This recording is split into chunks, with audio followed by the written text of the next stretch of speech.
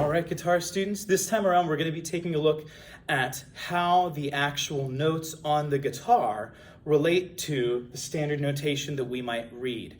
If you just came from watching the standard notation video, this should look very similar to the thing right in the middle of that paper that says standard notation. If you did not watch that video, you will again want to look in the note reading section of papers that I gave you and look for a paper that says standard notation on the top, and there should be a chart that looks a lot like this underneath it. You should also have, it should be in the middle of that page. And then you should have another page that looks like an extended version of this. That's a large chart basically of the guitar. It's a bunch of rectangles with note names written in them. There's more than just this. I only included right here the ones that we're gonna bother talking about. You will want to have both of those printed out in front of you so that you can actually look back and forth between the two as you need them. If you haven't done that, go ahead and pause the video and take care of that now, and then you can come back right here. So this will look very similar, though not exactly the same as what you're looking at. I wanted to show you a little bit of different information. Let's first cover this. I have mentioned before in our first class that we number the different strings of the guitar from high to low. So my highest sounding string is string 1, followed by 2, 3, 4, 5, 6. Well, the way in notation that we indicate a particular guitar string is by writing one of those numbers and circling it. So if I see a 6 right here and it's got a circle around it, that tells me I should be paying attention to my 6th string, my low string.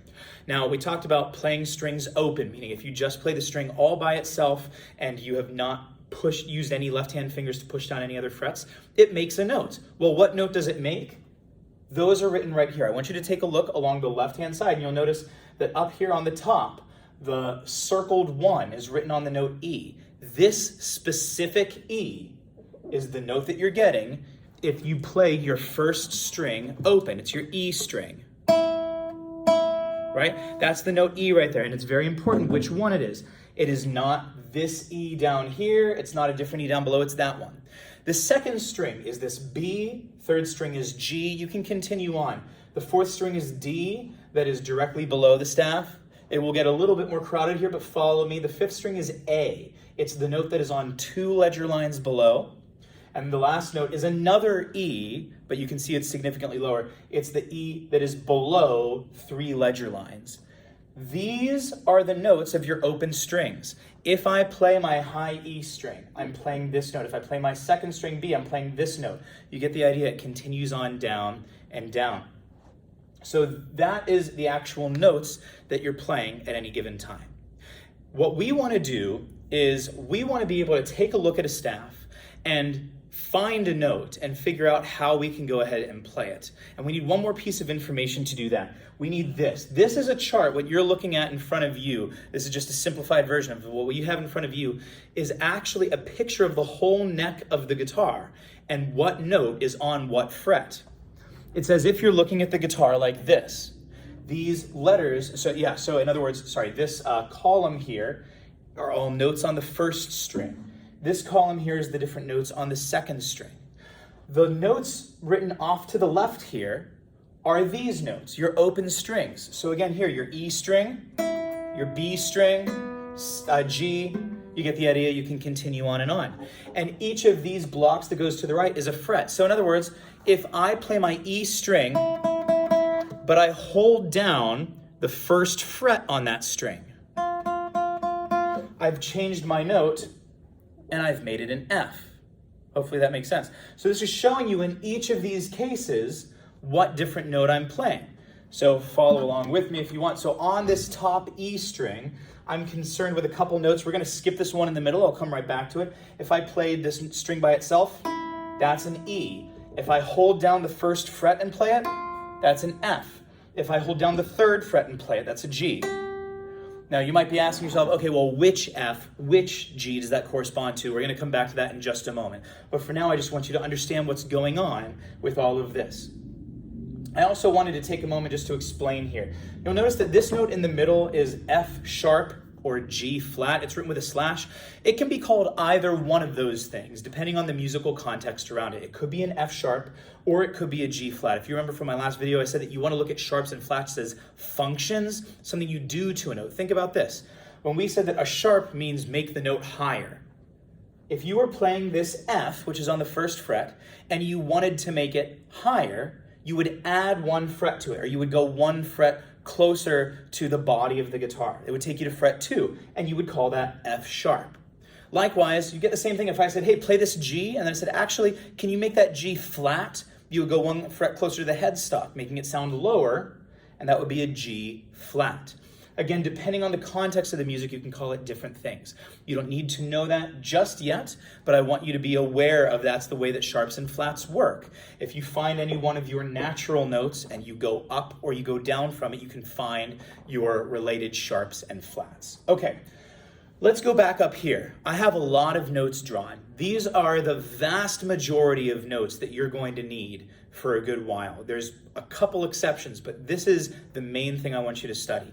I want you to look at this. This is all of the possible natural notes, meaning I didn't include sharps and flats. It's all of the possible natural notes from our low E, which is the lowest note you can play on a guitar without changing a string, all the way up to a high G on top of the staff. That is not the highest note that you can play in a guitar or on a guitar, but it is the highest note you're going to need to know for a good while. So I want you to look. So note that this E right here, this first note here is an E. It's the space below 3 ledger lines. Here we go then. The next note is an F. It's 3 ledger lines below the staff. You can continue on. You can read all the notes. I did not write the names of the notes right here, but you should have them in front of you on your paper. What I want to do is I want you to see this. I want you to see how they're all bracketed with a certain string indication below them. So look at these first 3 notes, an E, F, and G. And notice how they're all bracketed with the 6th string indication. What that's telling you is that you would find those 3 notes on your low E string, on your 6th string. So here's what that means. If I say, hey, how are you going to play this note right here, this G? How would you play that? Well, here's what you would do. You would say, okay, I know what string it's on. It's on the 6th string. Let me go down to my chart here. This is the 6th string. I'm looking for a G, right? Well, I'm going to go over until I find a G. It's right here. So this G, the G that is below 2 ledger lines, is going to be on the 6th string, 3rd fret. If I play that, I've got the G in question. I can continue up and you'll notice the next 3 notes, A, B, and C, are all located on the 5th string. And you'll see that here. A is your open string, B is the 2nd fret, then C is the 3rd fret. This is going to continue on, and you'll get the idea as you continue up. It's the same process. So I want you to hear this, make sure that you understand. If you are looking at any given note on a staff and you're trying to figure out, okay, how do I play this?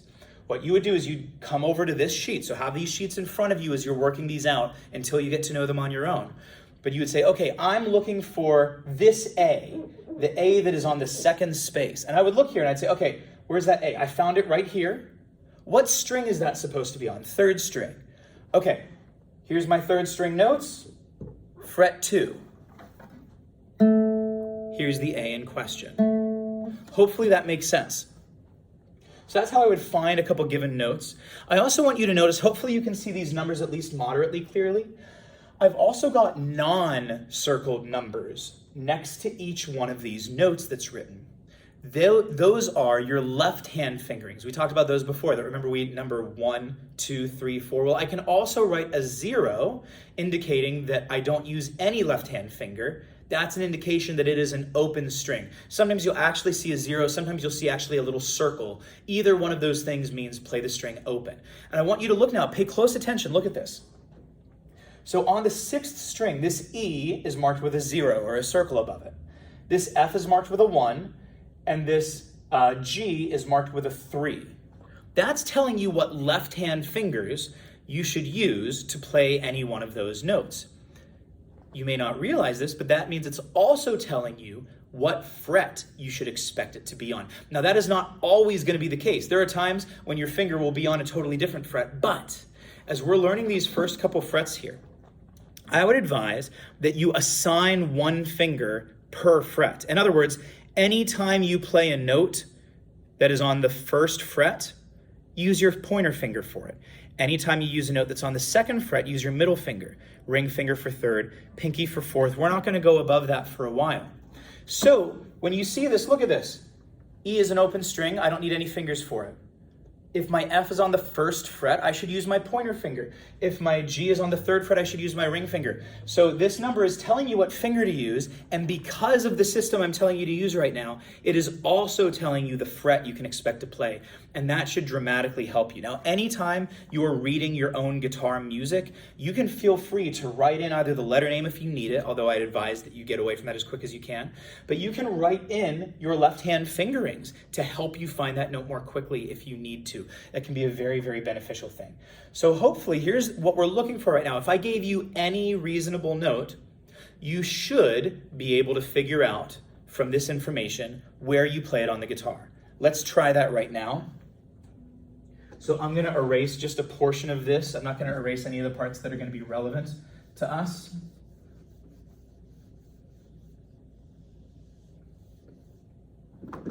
And I'm going to draw another staff for us to take a look at. So let's say right here, 2, 3, 4, 5 lines. So let's look at a couple of notes here. Let's say that I want to find the notes G, A, I guess I shouldn't have told you those, but oh well, you get that for free. And then this last note we're going to do here is maybe an E. So I'm going to look for these 3 notes and figure out where I play them. So the first thing that I should do is I should look at the note and I should say, what is that note? I already accidentally told you this, so you know, or you should know anyway, that because this note is on this line right here, it's a G. So what I'm going to do now is I'm going to look for this specific G over here. There's a G up top. I don't care about that. There's a G down here. I don't care about that. Those don't look like this G. What I'm worried about is where is this specific G? Well, I found it right over here. So what string is it on? Look at what it's bracketed. It's bracketed on the 3rd string. It is the open string, right?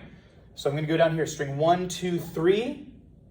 And sure enough, look, it's the open string. So here's how I would write, or I would play that note. 3rd string, 1, 2, 3. There's your G. I go on to the next one. I'll go a little bit faster. This next one is an A. I'm going to look for this specific A. Squeaky fingers. It is this A right here on the 3rd string. So what I'm doing here, again, I'm looking, okay, I'm going to say I need to look at the 3rd string and I need to find out what fret an A is on. So here's my 3rd string. It's not open, it's not 1, it's on the 2nd fret. So there's my A. Pause the video real quick and figure out where you would play this 3rd note, E. If you're watching right now, I'm assuming that you just did that work or that you can figure it out. What you should have come up with is this D string, the 4th string, fret 2, right? Here's my E.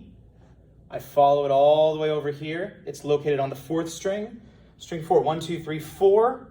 Move over, it's on the 2nd fret, and those are my notes. So at this point, again, you should be able to find reasonably any note that you need to take a look at, and you should be able to figure out where it is on the guitar. Happy hunting.